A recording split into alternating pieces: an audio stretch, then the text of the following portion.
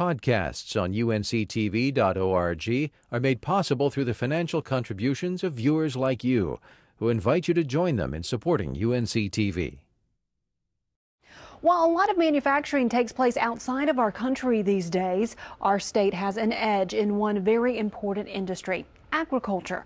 In tonight's North Carolina Rising Report, Elizabeth Wilder explains how rural farmers have a new tool for growing their export business. We begin in Lenoir and Columbus counties, where this year's crop is just beginning to emerge.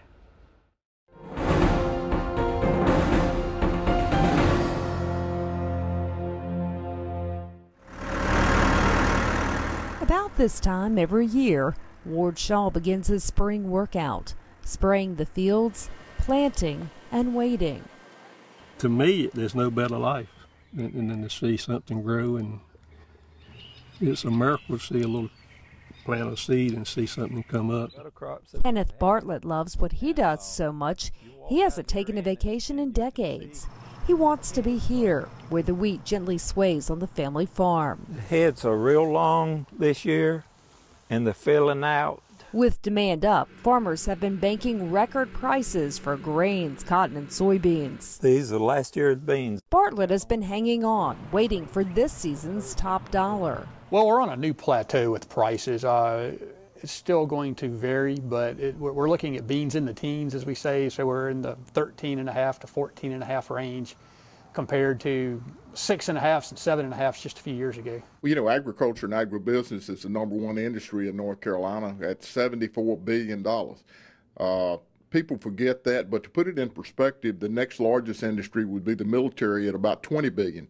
So, you know, we're 3 times larger than the next largest industry, and in the rural areas of North Carolina, agriculture is the economic engine that drives all the economies. And exports, according to Troxler, account for 26% of the ag economy in the state. Our biggest challenge is making sure that the people that produce it recognize the opportunity in exports. And how do you do that? One-on-one, drinking a lot of coffee. And Thornton takes a lot of trips abroad. Building relationship between the state's farmers and customers abroad is so important, they say. The North Carolina Agriculture Department just invested $15,000 to open an office in Beijing. Commerce Department has offices overseas, and we rely heavily on those. But for agriculture and the opportunities in agriculture, China just has so much potential for us, and they can consume everything that we produce. Paul Chang is North Carolina's chief agriculture representative in China. It was almost midnight when we caught up with them via Skype. China is not producing enough food for themselves. The farms are small, only an acre or 2 in size, and the work is labor intensive, mostly by hand as it was hundreds of years ago. With limited land and a growing population, there's more demand and more desire for different kinds of food. This is how business is conducted in China. When you know the people well, they come to you, ask for advice. When we have an office here, we can make a contact to the potential buyers. If we don't have any office here, the buyers, a lot of times they have a lot of more choices. They can go anywhere.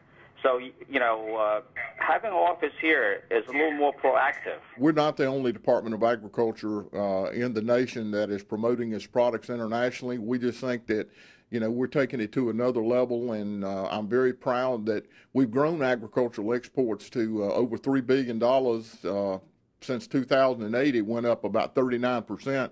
And we're hearing that in 2010, when the final numbers are compiled, that the number is going to go up once again above $3 billion.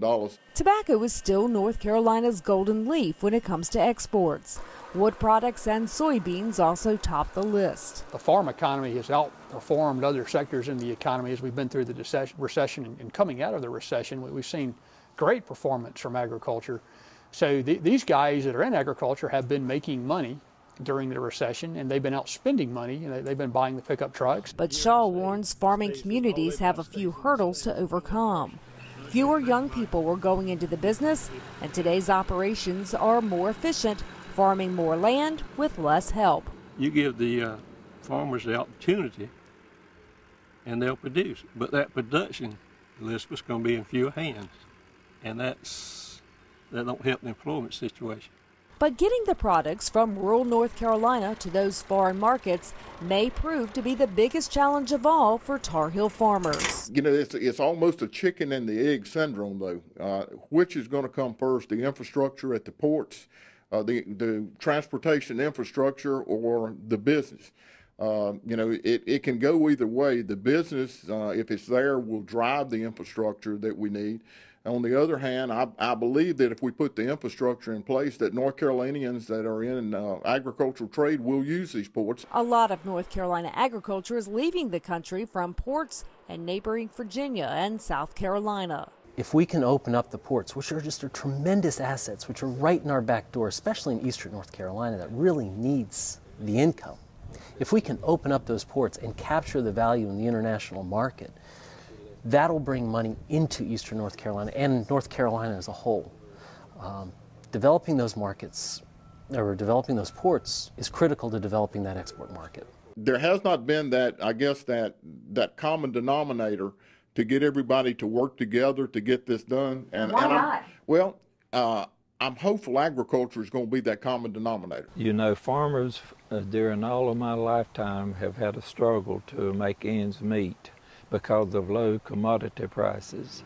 Now that we've got higher commodity prices and a world population to feed, it appears to me that we're at the threshold of one of the best opportunities in farming that we've ever had.